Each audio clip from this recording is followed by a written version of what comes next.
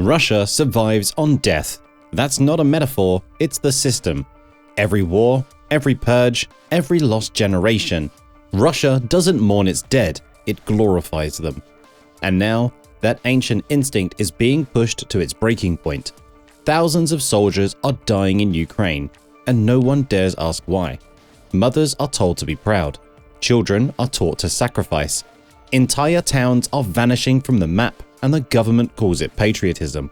But beneath the propaganda, the silence is cracking. Because when a country teaches people that their suffering is noble, there's only so long they'll believe it. This is the dark morality holding Russia together, and it's the same twisted code that could soon bring it crashing down. Let's start with numbers that should shock the world. 899 Russian soldiers are dying every single day. That's not propaganda, that's according to UK intelligence assessments from May 2024. 899 fathers, sons, brothers gone.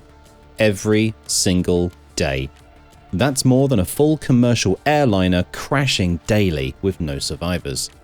By late 2023, Russia had suffered over 400,000 casualties in Ukraine, killed or wounded. That's the population of Tampa, just gone. And the way they're dying? It's medieval. Human wave tactics, the same strategy Stalin used in World War II, in Bakhmut, Wagner mercenaries sent waves of prison conscripts into Ukraine machine gun fire. Hundreds died daily. Ukrainian soldiers described it as surreal. Waves of men running straight into defensive positions. When one wave was cut down, another would come. Meet Sergeant Dmitry, high school teacher from a small Siberian town. 2 kids, love fishing. September 2022, Putin announces mobilization. Dmitry gets his draft notice at school. He has 24 hours to report. His wife begs him to flee. He's too scared. Fleeing means becoming a criminal. So he reports. 3 weeks later, he's in eastern Ukraine, 1 week of training with malfunctioning rifles. His unit is ordered to assault a fortified Ukrainian position. No artillery prep, no air support. Dmitry dies on his 4th day at the front from a drone drop grenade. His mother receives a medal in the mail 6 weeks later and a letter telling her to be proud of her hero. They misspelled his name. No funeral with a body, just a closed casket with sandbags. Dmitry's story isn't unique, it's the norm. Across Russia, families receive these letters, these medals. Mothers are paraded on state TV, crying about how proud they are. Off camera, they're asking where their sons are buried. No one will tell them. No mass protests, no riots, no revolution, just silence. So how the hell is this sustainable? The answer lies in something most outsiders can't comprehend. A moral code refined over centuries, one built on bones. In the West, we're taught that the individual matters. Governments exist to serve people. Every life has value. The Renaissance put human dignity at the center. The Enlightenment gave us rights. Democracy gave us a voice. In Russia, none of that happened. Russia never had a Renaissance, never had an Enlightenment. The state isn't there to serve you, you're there to serve the state. And if the state needs you to die, you die, no questions. There's an old Russian proverb, beat your own so others will fear you. The government brutalizes its own people to send a message to enemies. Another saying, first guns and then bread. Military power comes first, always. Food, healthcare, education, those come after the motherland is secure, and the motherland is never secure. A Russian analyst named Ekaterina Ponomareva explained it in 2015. In Russia, the state is the chief for its citizens. It is sacred since the collapse of the state means the collapse of the country. She continued, a human's life is worth miserably little. The main success for the country is not a decent life for you and prospects for your children, but the military might of the country. Read that again. A person's life is worth miserably little. You're not a citizen with rights, you're a resource, a replacement part. The Orthodox Church reinforced this for centuries. The Tsar ruled by divine right. To question him was to question God. Obey, suffer, sacrifice. The Soviets kept the structure. The party replaced the church. The general secretary replaced the Tsar. but the message stayed the same: sacrifice for the collective or face the gulag. Putin's doing it now: die for the motherland or be branded a traitor. This isn't philosophy, it's operational. It's how Russia functions today. Just wait until you see how this played out. 1703, Tsar Peter the Great stands on a frozen swamp at the edge of the Baltic Sea. It's May, still freezing, wind cutting like knives. He looks at the wasteland and declares, "Here we will build a great city." St. Petersburg, Russia's window to Europe, Peter's grand vision. Just one problem: it was a death trap. Frozen marshland, disease-ridden, uninhabitable. Peter didn't care. He conscripted tens of thousands of peasants, serfs, convicts, prisoners of war, forced them to build his city with their bare hands. They worked knee-deep in freezing mud and ice. No proper tools, no shelter, barely any food, and they died in droves. Disease swept through the work camps, exposure killed hundreds in the brutal winters, exhaustion took the rest. Historians estimate 30,000 to 100,000 dead building this single city. And here's the darkest detail of all. The ground was so unstable, so marshy, they needed fill material to build on. So they used bodies. The corpses of dead workers were thrown into foundations. St. Petersburg is literally built on bones. The city earned that nickname honestly. But Peter got his city, his window to Europe. The lives lost? A footnote. The cost of greatness. Fast forward to 1812, Napoleon Bonaparte invades Russia with the largest army Europe has ever seen, about 600,000 men. Russia had a secret weapon: its willingness to suffer. The Russian army retreated, burned everything. Russian peasants were ordered to torch their own villages, crops, homes. Families watched centuries of their ancestors' work go up in flames. Why? To deny Napoleon's army food and shelter. Scorched earth. They turned Western Russia into a wasteland. Then came the Battle of Borodino, September 7th, 1812. The two armies collided in one of history's bloodiest battles. They pounded each other with artillery and musket fire for 12 hours straight. When night fell, 70,000 men were dead or wounded. The battlefield was a carpet of corpses. The Russian army didn't surrender. The Russians abandoned it, then burned it to the ground. Napoleon occupied a city of ashes. No food, no supplies, winter approaching. By the time the French staggered back out of Russia, only about 30,000 of Napoleon's original 500,000 men made it back alive. On the Russian side, estimates range from 200,000 to 400,000 military dead, plus hundreds of thousands of civilians. Nearly 1 million people dead. But Russia won, the state survived, and the peasants who burned their homes? No compensation, no help. Just the knowledge that they suffered for Mother Russia. World War I, 1914 to 1917, Tsar Nicholas II mobilizes 12 million soldiers, the largest army in the world. Most are illiterate peasants with no training. Many don't even have boots. They're sent to face industrialized German warfare, machine guns, artillery, barbed wire, poison gas. Russian commanders respond with human wave tactics, send masses of infantry charging straight into German defenses. The logic? Russia has more men than Germany. Eventually, Germany runs out of bullets. The results are apocalyptic. In 1915, entire Russian armies are encircled and destroyed. Hundreds of thousands surrender. Desperate commanders keep ordering attacks, keep sending waves into certain death. By 1917, Russia had suffered over 5.5 million military casualties, plus millions of civilians. The strain becomes unbearable. The Tsar falls, the empire collapses, revolution erupts. But the cycle of sacrifice doesn't end. If anything, it accelerates. Enter Joseph Stalin. 1930s, Stalin forces collectivization. Peasants resist, he responds with mass starvation. The Holodomor famine in Ukraine kills at least 5 million. Entire villages wiped out.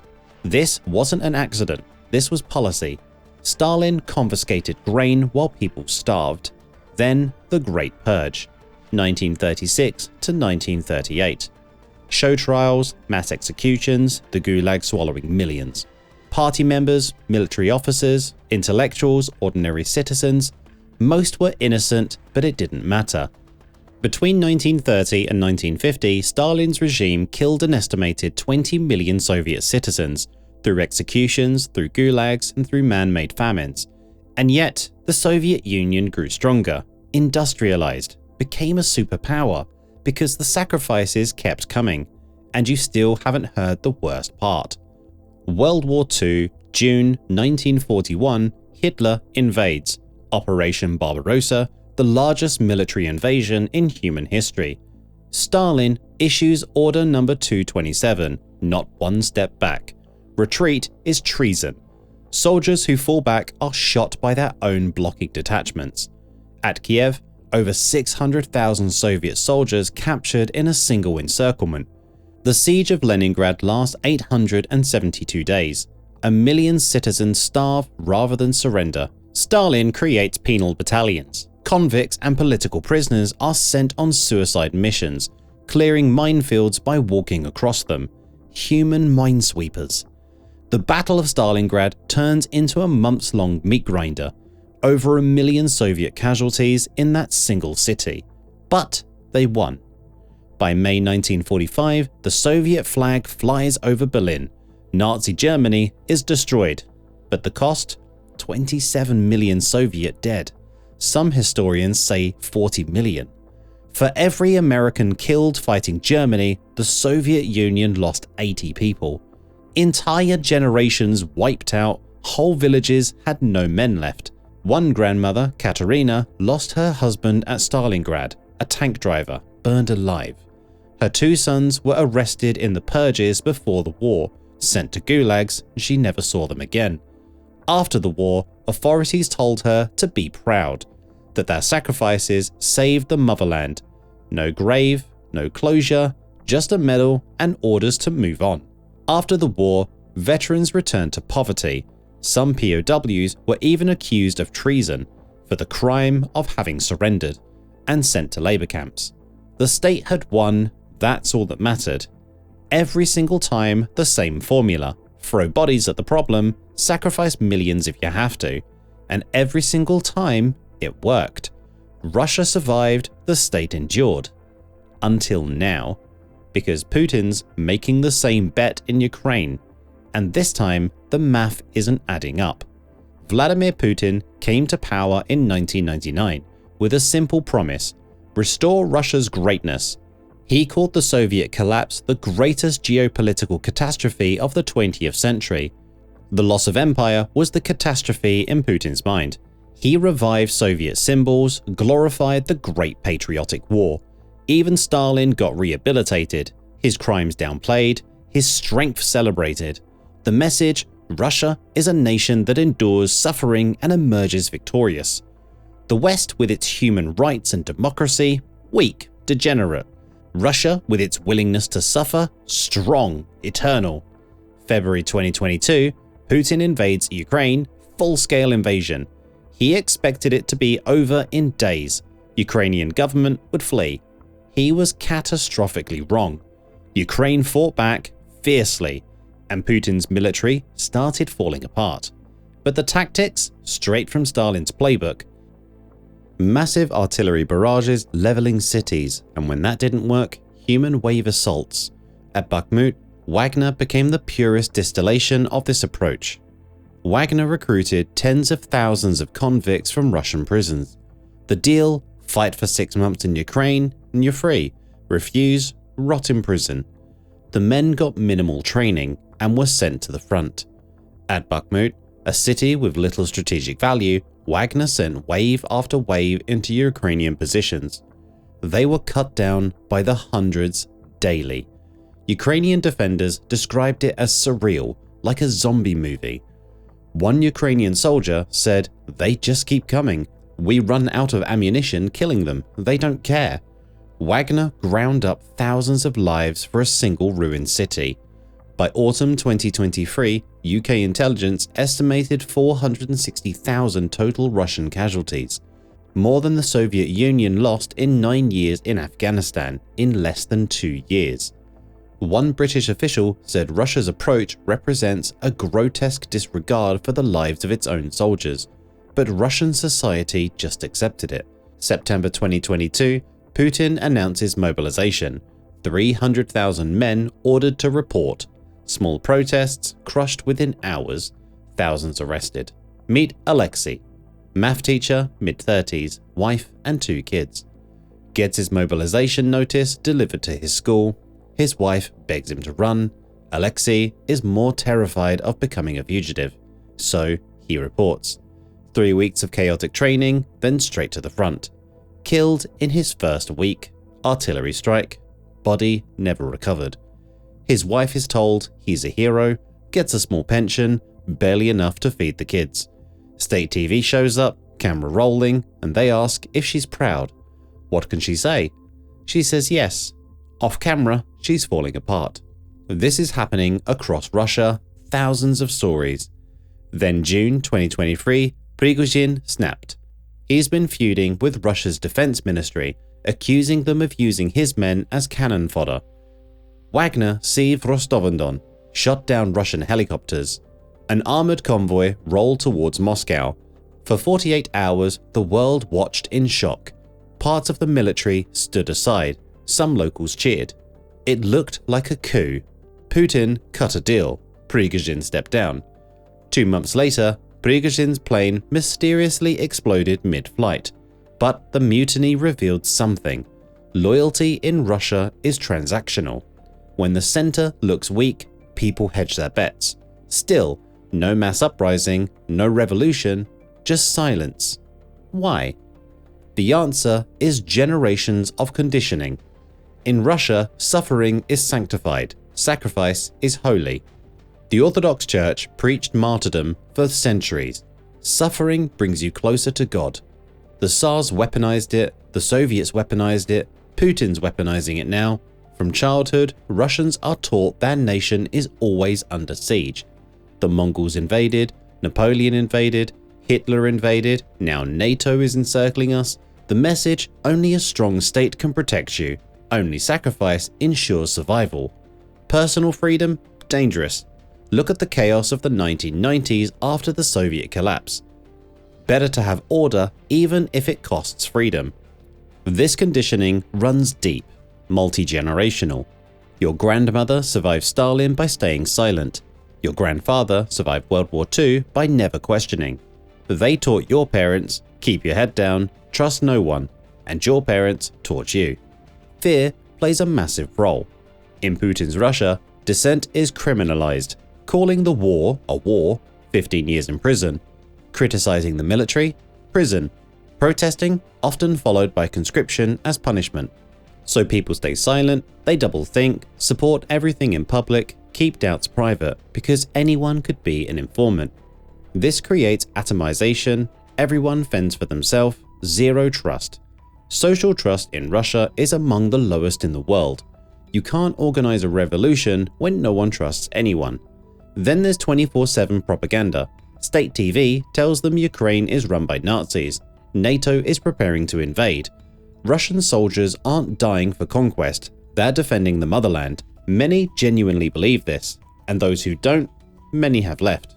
In 2022 alone, 1 million Russians fled. IT workers, journalists, engineers, artists, the people most likely to organize resistance, they're in Kazakhstan, Georgia, Dubai. What's left is a filtered population. Either you believe the propaganda, or you're too scared to act, or you've left. There's a Russian word, avos. It means maybe it will work out or maybe it won't, but it's beyond my control. Learned helplessness on a national scale, but silence only works for so long, and the cracks are forming. Russia's dark morality kept the state alive through centuries of catastrophe. Invasions, famines, revolutions, world wars. Every time, the system survived by throwing bodies at the problem, and it worked. The state endured. But here's what that approach doesn't account for: long-term consequences. Because while Russia was busy glorifying sacrifice, it was hollowing itself from within. Start with demographics. Russia's population was already in steep decline before the war, birth rates falling since the 1990s.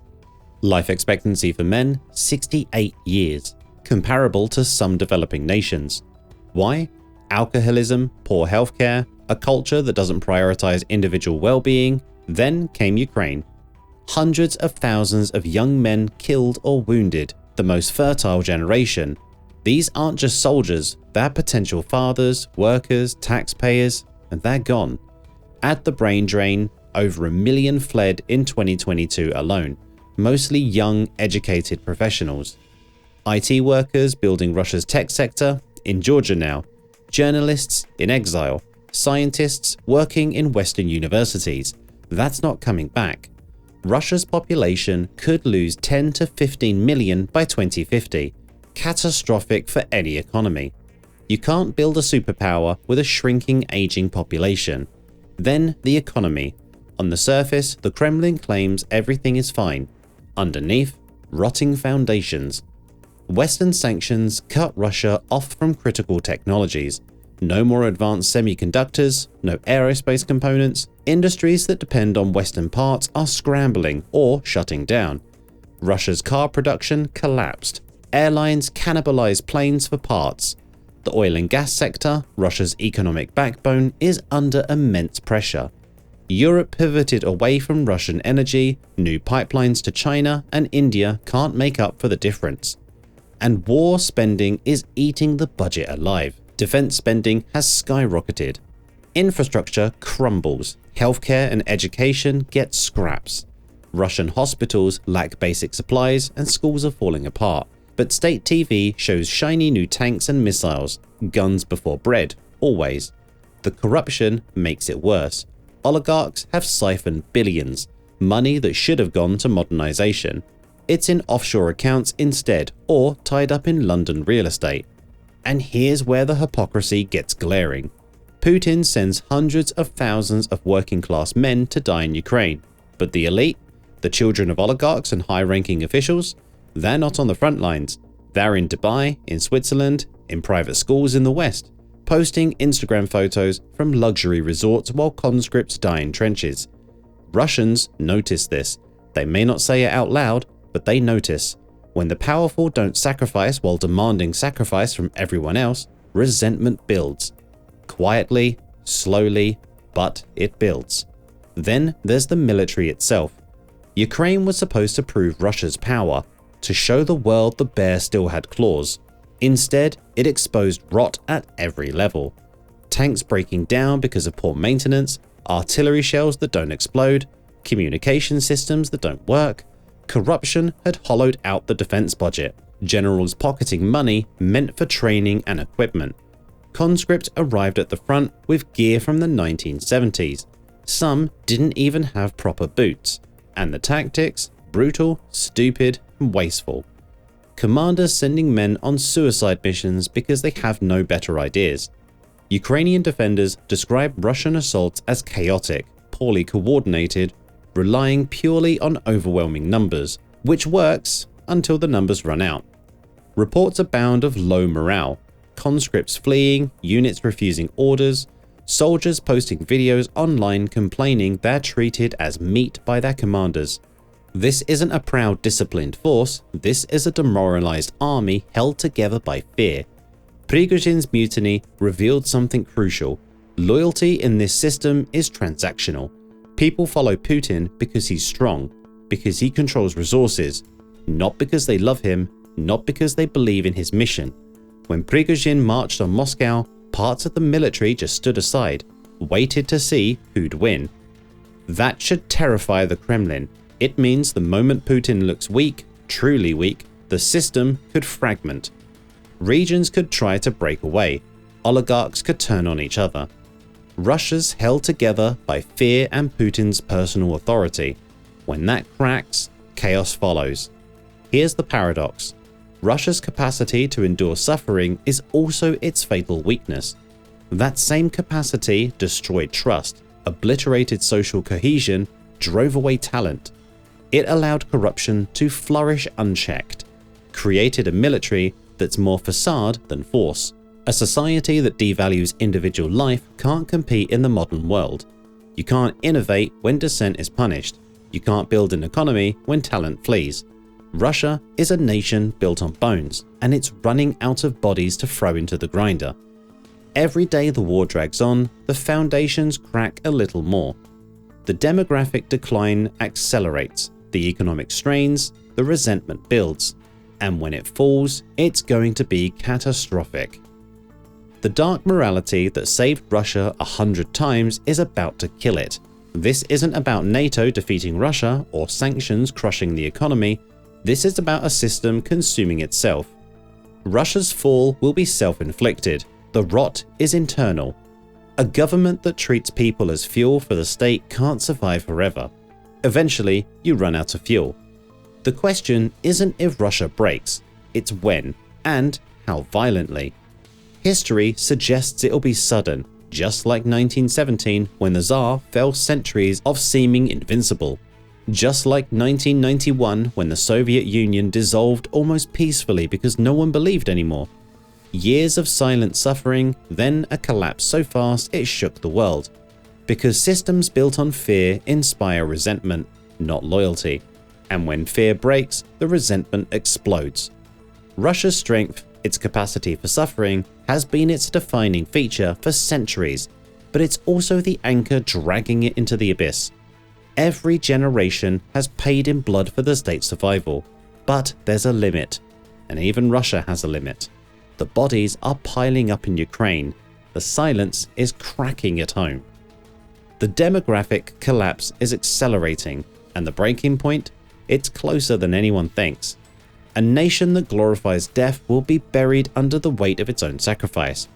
Russia survives on death, but death is catching up. Do you think Russia can survive this cycle? Or is the collapse already in motion? Drop your thoughts below and subscribe to Fall of Nations for more deep dives into Fall of Empires.